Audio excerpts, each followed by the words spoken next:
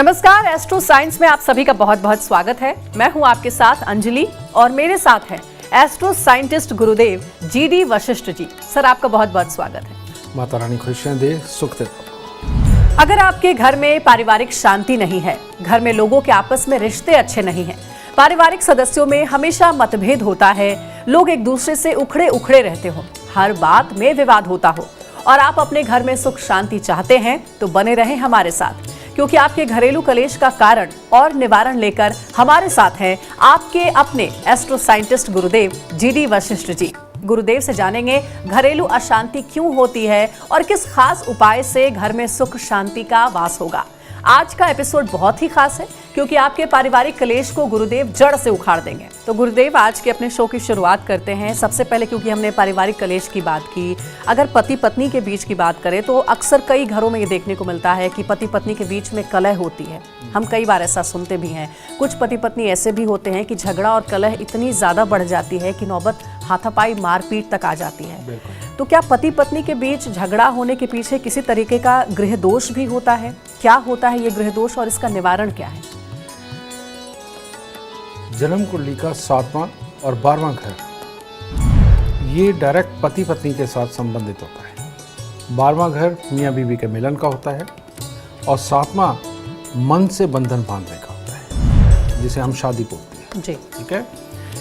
जब इन घरों के अंदर कोई भी खराब ग्रह बैठने लगते हैं और वो जो बैठे हुए ग्रह है इस घरों के अंदर, वो जब अशुभ होते हैं तो मियाँ बीवी में कला होती है, लेकिन अलग नहीं होते। लड़ाई झगड़ा मार पिटाई ये सब कुछ होता है और बहुत बहुत दिन तक अपने ही घर में रहते हुए अलग अलग रहते हैं। तो ये जन्म कुंडली के 7वें और 12वें घर के कारण होता है। इसके अंदर अगर 7वें 12वें और तीसरे घर के अंदर खास तौर पे कोई अशुभ ग्रह बैठा हुआ हो तो मियाँ बीवी का लड़ाई झगड़े के बाद में तलाक भी होता है। ये चीज़ इसीलिए हमारे संस्कारों के अंदर जो हमें हमारे दादी नानी परनानी के पास से जो एक संस्कार मिले कि गृहिणियों को सुबह सुबह नहा धो करके मंदिर ज़रूर जाना चाहिए। अब वो मंदिर जाएंगी तो खाली हाथ तो जाएंगी नहीं, और कुछ ना कुछ फूल फल मिठाई, ना घर पे ही बनाई हुई कोई मिठाई, ये लेकर के जब वो मंदिर जाती हैं तो 12वें घर की अशुभता को ये खत्म करने में सबसे उपयोगी एनर्जी बनती है। ठीक है। सारा खेल एनर्जीज का है जी, ऑरा का है।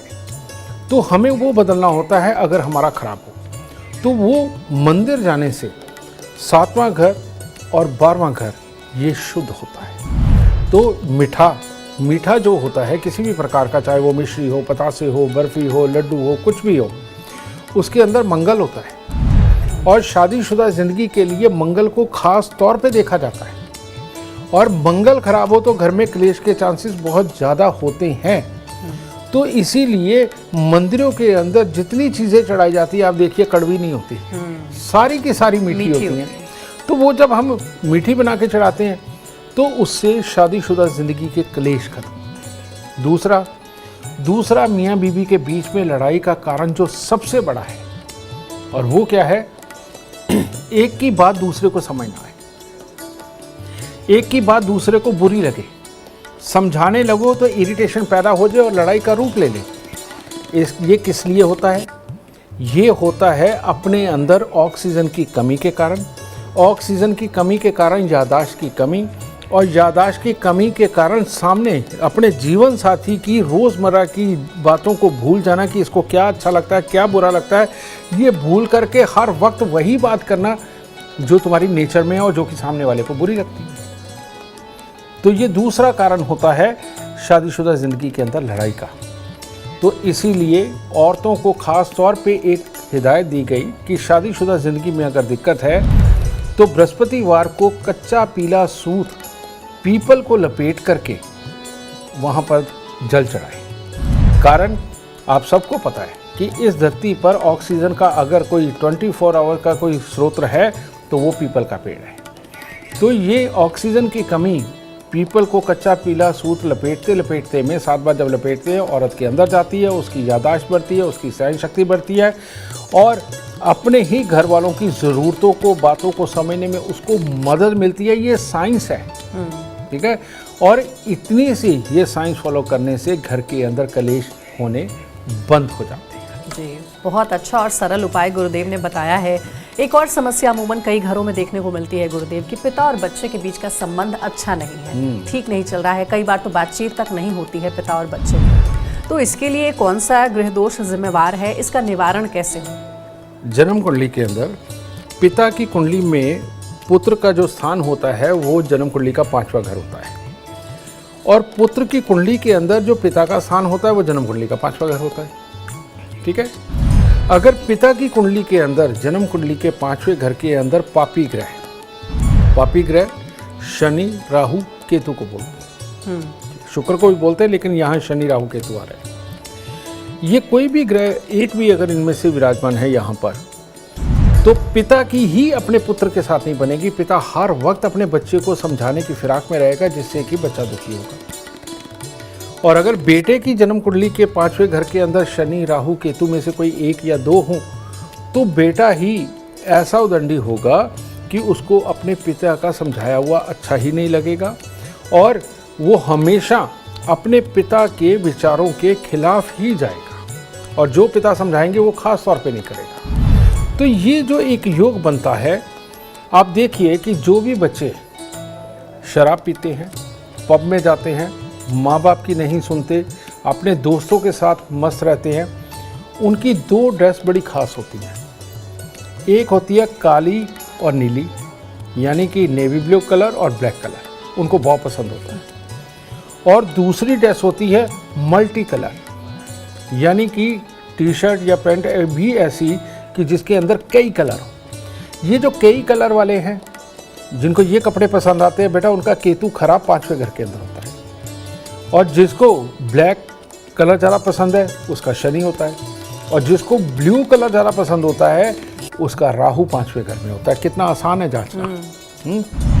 अब ऐसी अवस्था में जिस बच्चे का, मान लीजिए आपके घर में कोई ऐसा बच्चा है और जिसका स्वभाव नहीं मिल पाता माँ बाप से, या माँ बाप जो समझाते हैं वो उसको नहीं फॉलो करता है और हमेशा विचारों में तकरार रहती है, तो आपको जांचना क्या है। अगर वो मल्टी कलर पसंद करता है तो ऐसी अवस्था में 43 दिन लगातार 200 ग्राम चावल, 200 ग्राम देसी खांड दान दे दीजिए, आपका बच्चा सीधा हो जाएगा। और ख़ास तौर पे ऐसे बच्चे को अगर ज़ुकाम, डस्ट, एलर्जी भी रहता है तो फिर तो ये उपाय रामबाण की तरह काम करेगा, और माँ बाप के साथ विचार भी मिलने लगेंगे। सिर्फ 43 दिन ये चावल और देसी खांड दान देना है।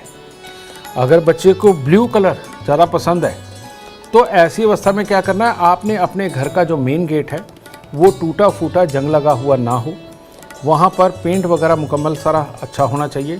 और जो घर का मेन गेट है उसकी दहलीज के ऊपर चांदी की एक आधे इंच मोटे पतरा लगा दीजिए, ताकि आपका बच्चा जब घर में एंटर हो तो नेगेटिव ऊर्जा सारी बाहर ही रह जाए। चांदी में ये खासियत है कि नेगेटिव ऊर्जा, या आप ये कहें कि जो बुरी हवाएं हैं वो चांदी के आगे नहीं ठहरती। तो जैसे ही आपके घर की दहलीज में एंटर करेगा तो वो नेगेटिविटी बाहर छोड़ाएगा, ठीक है। और जब घर के अंदर रहेगा कुल रहेगा। और एक चांदी का ठोस हाथी बनाइए जो कम से कम 60 ग्राम का हो, जिसकी सूंड नीचे को हो, राइट पाँव आगे को हो, वो उसके सोने वाले कमरे में बेड के आसपास रख दीजिए। ये इसकी पॉजिटिव ऊर्जा को हमेशा बना करके रखने में उसकी मदद करेगा। तो ये ब्लू वाले भी हो गए। अब आगे ब्लैक वाले। अगर आपके बच्चे को ब्लैक कलर बहुत ज़्यादा पसंद है और चिड़चिड़ा रहता है, उसकी आंखों में दिक्कत रहती है, इरिटेट रहता है, जल्दी बाल सफ़ेद भी हो रहे हैं, अगर इस तरह के सिम्टम्स बच्चे के अंदर है और आपका कहना नहीं मानता और आपस में नहीं बनती है, कुछ नहीं, माँ करे या बाप करे, 43 दिन लगातार 8 साबुत बादाम लेकर के मंदिर चढ़ाएं, प्रणाम करें, आते हुए 4 वापस उठा करके ले आने, ठीक है, और लाके लोहे के डिब्बे में बंद करके उनको किसी अंधेरी जगह पे रखें जहां सूरज की रोशनी ना पड़ती हो। 43 दिन ऐसा करने के बाद डिब्बे को बंद करके वहीं पड़ा रहने दें, और 1 साल तक इन बादामों को अपने घर पे रखें। 1 साल बाद उठा करके बादामों को जल प्रवाह कर दें, डिब्बा कहीं बाहर फेंक दें। आप ये करके देखिए, पक्की बात है, ये लाल किताब अमृत के उपाय, वशी ज्योतिष के उपाय आपकी पूरी ज़िंदगी के दुख तकलीफ ख़त्म करने में पूरी तरह सक्षम है। बहुत सरल उपाय बताए हैं गुरुदेव ने और अमूमन कई घरों में ये समस्या देखने को मिलती है। आप ये उपाय ज़रूर अपने घरों में अपनाएं और देखिए आपकी समस्या का निवारण ज़रूर होगा। आप देखते रहिए एस्ट्रो साइंस। हमारे एस्ट्रो साइंटिस्ट गुरुदेव GD वशिष्ठ जी आपको सरल उपाय आगे भी बताने वाले हैं जो आपके घर में हर तरह के कलह को जड़ से खत्म कर देगा। गुरुदेव ऐसा कहते हैं कि बच्चे की सबसे पहली गुरु या फिर दोस्त कह लें वो उसकी माँ होती है। माँ और बच्चे का प्यार किसी गवाही का मोहताज नहीं है। लेकिन अगर बच्चे अपनी माँ की ना सुनते हो या हमेशा अपनी माँ से कटे कटे रहते हो, इसके पीछे का क्या कारण है और ऐसी माँओं को क्या उपाय करना चाहिए? यही बात है बेटा कि हम ये एक्सपेक्ट करते हैं कि एस्ट्रोलॉजी के पास हर जवाब है और हर सवाल जब मर्जी दागे और उसका जवाब सामने से आ जाएगा। इसके पीछे टेक्निकल रीज़न बहुत सारे हैं। टेक्निकल रीज़न क्या है? अगर माँ की जन्म कुंडली के अंदर चौथे घर के अंदर कोई बहुत ही खराब ग्रह बैठे हैं तो उसके घर में तो क्लेश रहना ही रहना है। और अगर बच्चे की जन्म कुंडली के अंदर चंद्रमा बहुत खराब अवस्था के अंदर है तो ऐसी अवस्था में भी माँ के दुखों का कोई ना कोई हिस्सा पैदा होता ही रहेगा। और बच्चे के लगन में या चौथे घर के अंदर कोई खराब ग्रह बैठे हैं तो माँ के साथ उसका कोई ना कोई टकराव वैमनस्य चलता ही रहेगा। अब ये दो चीज़ें हो गई।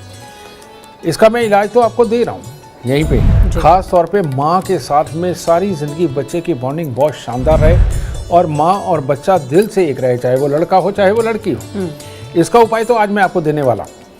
लेकिन आपको ये मैं कहना चाहता हूँ कि सारी दुनिया को उनका भविष्य बता करके सही यकीन दिलाने का काम हमने किया है और इसके लिए मैंने अपना नफ़ा नुकसान बिल्कुल नहीं सोचा और मेरे को सिर्फ आप लोगों के दुख से मतलब था। इस वजह से आप सबके लिए मैंने क्या किया है, आप अभी के अभी एंड्रॉयड फ़ोन के अंदर प्ले स्टोर में जा कर के एस्ट्रो साइंस ऐप डाउनलोड करें और माँ की भी डेट ऑफ बर्थ टाइम डाल के और बच्चे की भी date of birth time birth place डाल के एक तो बच्चे की लक मीटर के अंदर राशि चेक कर लें और एक उसके अंदर सेक्शन है कुंडली के बहुत बुरे योग, उसके अंदर चेक करिए। आपको सारी चीज़ का विवरण मिल जाएगा कि इन लोगों की माँ की मानसिकता क्या है, बेटे की क्या है, माँ कहाँ गलत हो सकती है या बच्चा कहाँ से गलत हो सकता है और उसका उपाय क्या है। वो अगर आप सटीक उपाय करते हैं जो कि मैंने आप सबके लिए बिल्कुल फ्री में कर दिया है, 1 रुपया भी नहीं लेते हम उसका, ठीक है। और ये सब आप लोगों का दुख मिटाने के लिए, घर घर से दुखों को मिटाने के लिए ये मैंने किया है काम जी। तो इसके अंदर जाकर के देखिए और देख के बहुत बुरे योगों का इलाज करिए, सुखी हो जाएंगे। और वैसे इसका जो जनरल इलाज है कि माँ बच्चा एक हो जाए और आपस में तकरार ख़त्म हो। पहले लोग सुबह नहा धो करके जल लेते थे, जल में थोड़ा सा दूध डालते थे, 4 दाने चीनी के डालते थे और जाकर के बड़ के पेड़ पे चढ़ाते थे और गीली मिट्टी का तिलक लगा के आया करते थे। सबसे उत्तम इलाज ये है। इसके अलावा अगर बड़ का पेड़ आपके घर पे नहीं, जैसे कि पहाड़ों पे नहीं मिलता, तो ऐसी अवस्था में आपने क्या करना है कि दूध में हलवा बनाना है, यानी कि सूजी भूननी है, घी के अंदर चीनी वैसे ही डालनी है। जब पानी डालने का वक्त आता है तब आपने उसके अंदर दूध डालना है और उसको पका लो। और हर मंगलवार को ये दूध के अंदर बना हुआ हलवा मंदिर चढ़ा करके गरीबों में बांटो। ये सबसे उत्तम इलाज है माँ और बच्चों के आपस में अच्छी बॉन्डिंग बनाने के लिए, रुपए पैसे प्रॉपर्टी के अंदर आने वाली बाधाओं को हटाने के लिए, अपने घर के अंदर बिल्कुल कूल माइंड होके हंसते खेलते आपस में परिवार को चलाने के लिए सबसे उत्तम उपाय है जो आपको ज़रूर करना चाहिए। जी। और अब अगला सवाल जो है गुरुदेव, वो लगभग हर घर की समस्या है। वो सवाल ये है कि कहते हैं कि शादी के बाद बहू जो है वो अगर किसी के सबसे करीब होती है तो वो अपनी सास के करीब होती है, लेकिन सास बहू की जो नोक झोंक है वो अगर बढ़ जाती है तो पूरा घर का माहौल मानो बिगड़ जाता है। ऐसे कौन से ग्रह हैं जो सास और बहू की आपस में नहीं बनने देते हैं? उनका वैचारिक मतभेद बड़े झगड़े में बदलकर रोज घर का माहौल खराब कर देता है और इसके लिए क्या खास उपाय हैं जिससे कि सास और बहू में प्यार बढ़े, कभी तकरार ना हो? जन्म कुंडली के अंदर चौथा घर होता है माँ का, पति की माँ,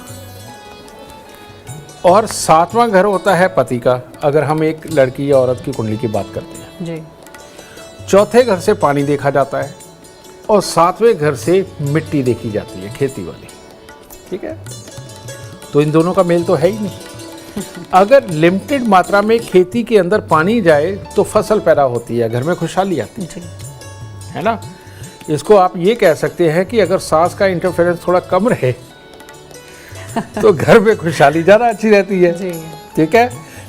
लेकिन अब बाढ़ वाली सिचुएशन देखिए कि बाढ़ आती है तो वो क्या करती है, जब बाढ़ आती है वो खेतों की मिट्टी को काट के बहुत बड़ा हिस्सा अपने साथ बहा करके ले जाती है, यानी कि इसे बोलते हैं चौथे और सातवें घर की लड़ाई, यानी चंद्र शुक्र आपस में मिलकर के नीच केतु बनाते हैं। ये एस्ट्रोलॉजिकल वे है इसको जानने का। तो ये पानी और मिट्टी की जो लड़ाई है यही सास और बहू की लड़ाई है जी, ठीक है। इसके अंदर हमें देखना क्या है, अब हो सकता है बहू गलत हो सकता है सास गलत हो, तो ये चीज़ है। तो ऐसी अवस्था के अंदर एक मीडिएशन के लिए कोई होना चाहिए जो इन दोनों को समझा सके कि कौन गलत है कौन सही है, और बात को ये अपने ऊपर लेकर के ठंडा कर सके। ऐसे ही एस्ट्रोलॉजी है।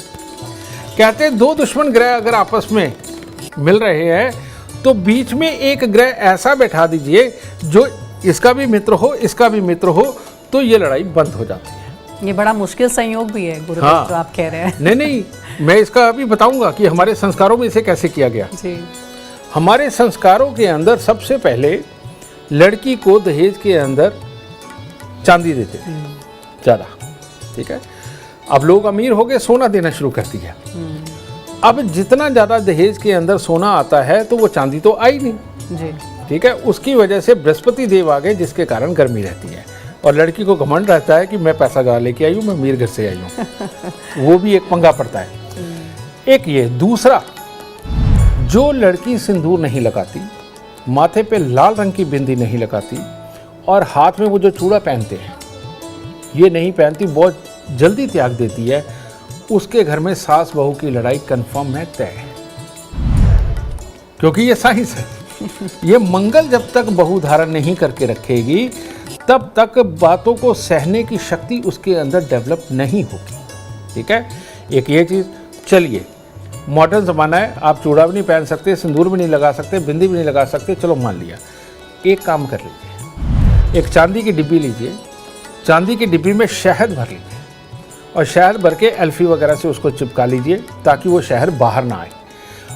जिस भी घर में सास बहू की लड़ाई होती है, अगर सास और बहू को ये दोनों को एक एक डिब्बी रखवा दी जाए, यानी कि मंगल इन दोनों के बीच में स्थापित कर दिया जाए, तो इनका मन अपने आप नरम होकर के एक दूसरे की बात को समझने लगेगा और कलेश खत्म हो जाएगा।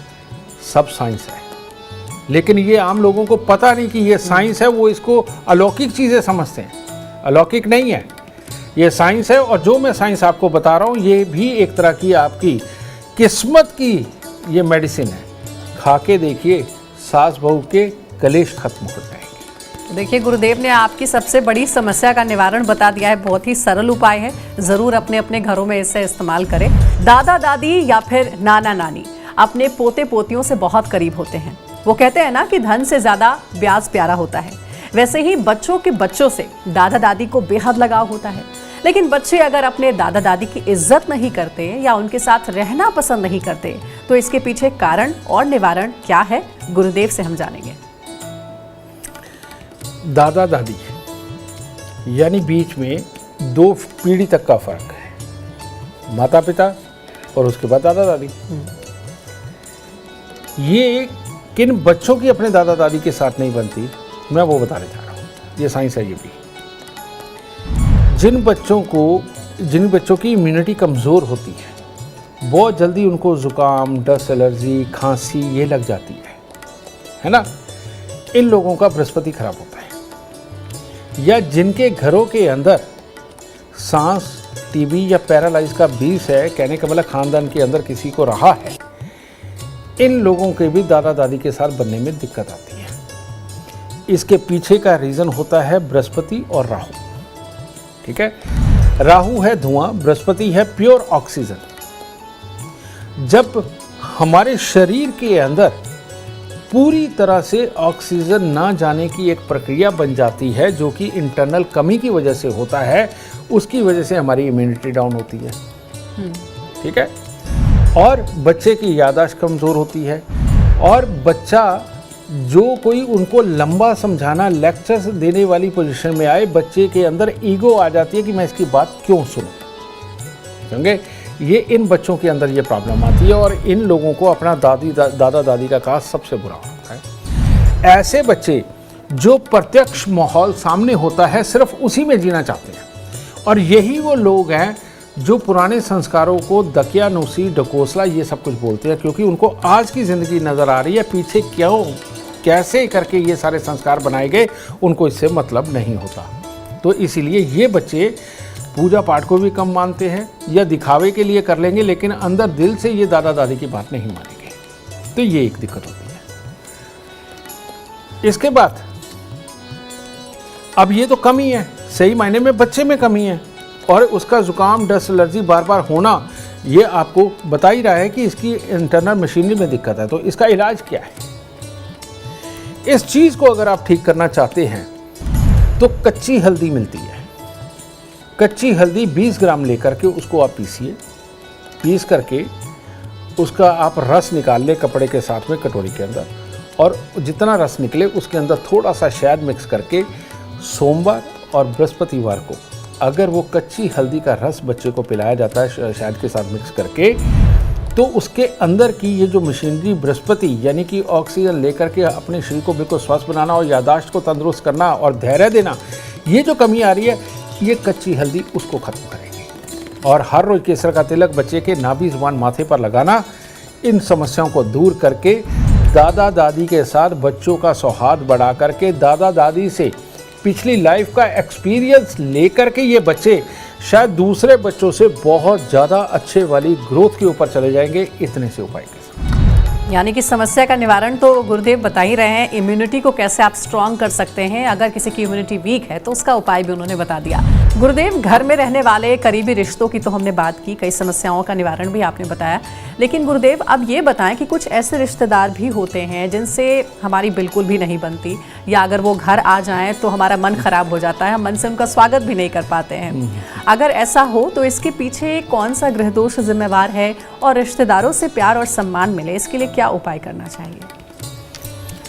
बेटा अब तुमने तो रिश्तेदार बोल दिया, लेकिन रिश्तेदार इतने सारे होते हैं जो 9 ग्रहों में बटे होते हैं और 12 घरों में बटे हुए होते हैं। जैसे पहला घर नाना का होता है, दूसरा घर ससुर का होता है, तीसरा घर छोटे भाई बहन का होता है, चौथा घर माँ और मामा परिवार का होता है, पांचवा घर पिता और पिता के सगों का होता है, छठा घर फिर अगेन मामा का होता है या बहन का होता है। तो इस तरह से अलग अलग।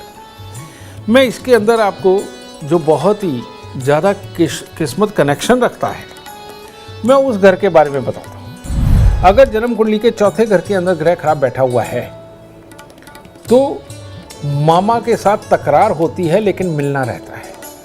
मामा के साथ तकरार होती है लेकिन उसके साथ मिलनसारी रहती है, और समय समय पे बुरे वक्त में थोड़ा बहुत काम भी आते हैं। ठीक है, तो ये चौथे घर की अशुभता को दूर करने के लिए हमें करना क्या है कि जब भी कभी चलते पानी के किनारे जाए तो थोड़ी सी चने की दाल बहा दीजिए बहते पानी के अंदर, इससे ये बुरापन निकलेगा। फिर जो रिश्ता ही खत्म होता है, जिनको देखते ही चिड़न आती है और मामा को भी आए और भांजे को भी आए और दोनों एक दूसरे के ऊपर ब्लेम गेम करते हो और देखते ही सड़ जाते हो, इवन शादी पे भी मिले तो तब भी एक दूसरे की तरफ तलख निगाहों से देखते हो, ऐसे में जन्म कुंडली का छठा घर ये जिम्मेवार होता है। ये मामा का प्योर घर है। ठीक है, ऐसी अवस्था के अंदर बेटा अगर ऐसा इंसान बंदरों को गुड़ गेहूं खिलाता रहे और नीले रंग के फूल ये माँ सरस्वती को समय समय पे अर्पण करता रहे तो उसके अपने मामा परिवार के साथ में ये प्रॉब्लम खत्म हो जाएगी, और फिर मामा को भांजे को देख के और भांजे को मामा को देख करके चिड़न कभी नहीं आएगी। अपने रिश्तों को मजबूत करें, अपने रिश्तों को मजबूत करें। इतने छोटे से उपायों के साथ लड़ने में क्या रखा है बेटा। बिल्कुल सही बात है, छोटी सी जिंदगी है और ऐसे में सबके साथ मिलजुल कर खुश रहना चाहिए, खुद भी खुश रहिए और दूसरों को भी खुश रहिए। गुरुदेव अब जरा आप इसके उपाय बताइए कि घर में अगर शांति हमें रखना हो, सुख समृद्धि का वास हो, इसके लिए दर्शकों को कोई एक वास्तु उपाय बताएं। जन्म कुंडली का जो दूसरा घर होता है ये धन के लिए होता है, लिक्विडिटी के लिए, अपने कुनबे के लिए, ससुराल के लिए और हमारी वाणी के लिए जन्म कुंडली का दूसरा घर देखा जाता है। लेकिन जो मैं बताने जा रहा हूँ, हो सकता है आपके घर पे आने वाले कोई भी वास्तुकार वो इस बात को ना माने, लेकिन जो अभी मैं बताने लगा हूँ उससे प्रैक्टिकल आप स्वयं करके देखें और देखें कि उसका रिजल्ट आता है या नहीं। जन्म कुंडली का दूसरा घर यानी कि उत्तर पश्चिम, नॉर्थ वेस्ट, इसके अंदर अगर टॉयलेट हो, कबाड़ हो या ऐसी कोई अलमारी रखी हुई है जिसमें कबाड़ भर के रखा हुआ है, वॉशिंग मशीन हो, ठीक है, नहाने धोने का स्थान हो और वहाँ पर जंग लगा हुआ कोई चीज़ें पड़ी हुई हैं, या आपके नौकर ही उस दिशा के अंदर रहते हैं, तो आपके घर में बीमारी भी होगी, क्लेश भी होगा, पैसा आएगा लेकिन जाएगा कहाँ आपको पता भी नहीं चलेगा। आने में दिक्कत नहीं, वो आपके ग्रहों के से आ रहा है लेकिन टिकेगा नहीं। इसीलिए यहाँ पर कबाड़, टॉयलेट, बाथरूम, कबाड़ की अलमारी या नौकरों के रहने का स्थान ना हो, जो सफाई कर्मचारी, ठीक है। अगर ये आप यहाँ से नॉर्थ वेस्ट से शिफ्ट करते हैं तो आपको बहुत बड़े लाभ होने वाले हैं। दूसरे घर के अंदर राहु खराब होता है, इसका मैंने इलाज बताया। दूसरे घर के अंदर सूर्य भी खराब होता है। दूसरे घर के अंदर सूर्य हो तो कहते जर जोरू ज़मीन का झगड़ा पड़ेगा ही पड़ेगा और पैसे फंसेंगे, प्रॉपर्टी फंसेगी, ये होगा। तो इसका मतलब क्या, आपके घर के नॉर्थ वेस्ट के अंदर किचन है। अगर नॉर्थ वेस्ट के अंदर किचन रही, वहाँ चूल्हा जलता रहा, तो जर जोरू ज़मीन का झगड़ा पड़ेगा, पैसा आएगा, आप प्रॉपर्टी पे लगाएंगे, उसके डॉक्यूमेंट में प्रॉब्लम निकल आए, बीच में आदमी प्रॉब्लम कर दे, कुछ भी कर दे, उसमें दिखते रहेंगी और बीवी बीमार रहेगी, आपस में क्लेश रहेगा और जिसको पैसा दे दोगे वो वापस नहीं मिलेगा। तो इसीलिए नॉर्थ वेस्ट के अंदर ना किचन, ना टॉयलेट, ना बाथरूम, ना कबाड़ वाली अलमारी, ये बिल्कुल नहीं होनी चाहिए। इसको हटा के देखिए, आपके मैक्सिमम दुख यहीं से खत्म होने शुरू होंगे। घर में हमेशा सुख शांति का वास हो और परिवार में एकता बनी रहे। गुरुदेव, इसके लिए क्या कोई खास उपाय है या फिर कोई खास वस्तु जो कि घर में रखी जाए? ये एक बार में ही एक ही उपाय देकर के इस चीज़ को ठीक कर दिया जाए, ऐसा हो ही नहीं सकता। रोज हमारे टीवी चैनल पे अलग अलग ज्योतिष शास्त्री इस तरह के रोज उपाय देते हैं, लेकिन आप सबने भी आजमा के देखा होगा ये संभव है ही नहीं। लेकिन एक बात सत्य है कि जिस घर के अंदर पापी ग्रहों को सदा खुश रखा जाता है, किसको पापी ग्रह कौन से? शुक्र, शनि, राहु, केतु, ये धन देने वाले ग्रह हैं। शुभ ग्रह जो है धन नहीं देते, अशुभ ग्रह ही धन देते हैं। अगर हम इनके जानवरों को खुश रखें तो हमें ये अकल ज़रूर आ जाएगी कि किस बात पे लड़ना है, किस बात पे नहीं लड़ना। क्योंकि लड़ना भी ज़रूरी होता है, कई बार हक की बात होती है, कई बार सामने से गलत हो रहा होता है, उसका जवाब देना भी ज़रूरी होता है, ठीक है, उससे नहीं बचना, लेकिन बेमतलब की बातों से बचना ज़रूरी है, जिसके कारण घर में सुख शांति बनी रहे। तो आज आप सबको, आपके घर में रुपया पैसा आए, आपके बच्चे तरक्की करें, आपके आइडियाज़ सक्सेस हों, मियाँ बीवी का रिश्ता परफेक्ट रहे और घर के अंदर किसी चीज़ की कमी ना हो, उसका मैं उपाय देने जा रहा हूँ। और वो उपाय क्या है? वही हमारे दादी नानी के समय का उपाय। वो क्या? वो खाने से पहले 3 ग्रास निकालते थे, एक गाय का, एक कुत्ते का, एक कौवे का। तो ऐसे में आज के ज़माने में आपके बच्चे नहीं मान रहे, कोई बात नहीं, लेकिन घर की गृहिणी को क्या चाहिए? आज जब घर का खाना बनने लगा है सुबह के वक्त में, वो जो पहली रोटी तवे के ऊपर डाली है ना, उसको पका के उसको अलग रख दे और सबको खाना पीना खिलाए, सबको ऑफिस भेजे, स्कूल भेजे, और उसके बाद वो एक रोटी को आधी तोड़ के गाय को दे दे, आधी कुत्ते को डाल दे और आधी छोटा छोटा चूरा करके कौवों के लिए डाल दे। जो गृहिणी ये वाला उपाय रोज नहीं भूलेगी, आप इसी 1 साल के अंदर देखिएगा, घर के अंदर पति के सुख को वाच करके देखिए, बच्चों के सुख को वाच करके देखिए, पैसे के सुख को वाच करके देखिए, और जो लोग तुम्हारे को पहले साथ नहीं देते थे और तुम्हारी बात को अहमियत नहीं देते थे, किस तरह से वो चल चल के आपको आकर के अहमियत देने लग जाएंगे। ये आप करके देखिए। ये लाल किताब का अमृतमयी इलाज है और ये करने से आज की डेट में लाखों करोड़ों घर सुखी हो चुके हैं और आपको जल्दी सुखी हो जाना चाहिए ये उपाय करके। तो गुरुदेव के उपाय आप आजमा कर देखें। देखना कैसे घर से आपके कलह, कष्ट और परेशानियां कोसों दूर भाग जाएंगी। उम्मीद करते हैं आपको आज का विषय पसंद आया होगा। कल आपके सामने लेकर आएंगे एक और विषय जो आपकी कॉम्प्लिकेटेड लाइफ को बना देगा आसान और खुशियों से भरपूर। अगर आप हमारे गुरुदेव से मिलना चाहते हैं या पर्सनली बात करना चाहते हैं तो हमें आप कॉल करें 9999990522 पर। फिलहाल समय हो गया है आपसे इजाजत लेने का। आप बने रहे हमारे साथ और हमारे एस्ट्रो साइंटिस्ट गुरुदेव जी.डी. वशिष्ठ जी के साथ। देखना ना भूले एस्ट्रो साइंस रोजाना सुबह 8 बजे। नमस्कार।